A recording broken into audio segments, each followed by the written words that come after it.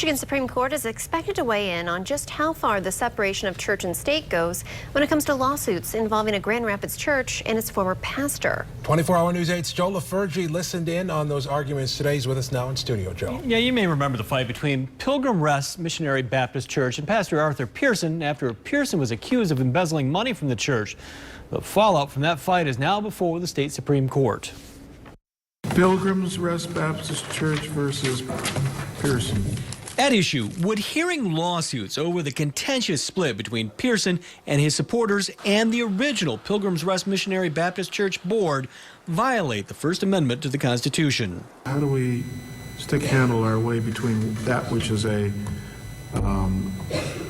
legal and that which is religious here? The dispute dates back to late 2011 when Pearson was accused of embezzling money from the church. Pearson eventually pleaded no contest to related charges.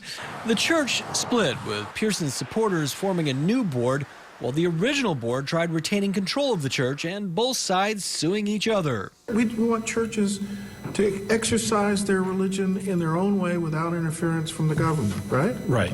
Okay. Right.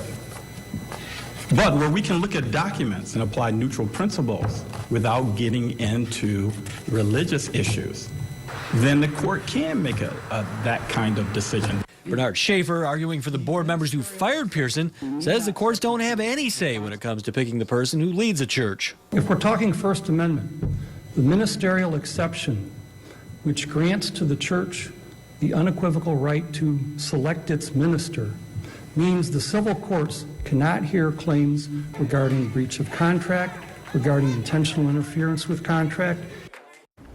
Supreme Court is expected to make a decision in the next few months.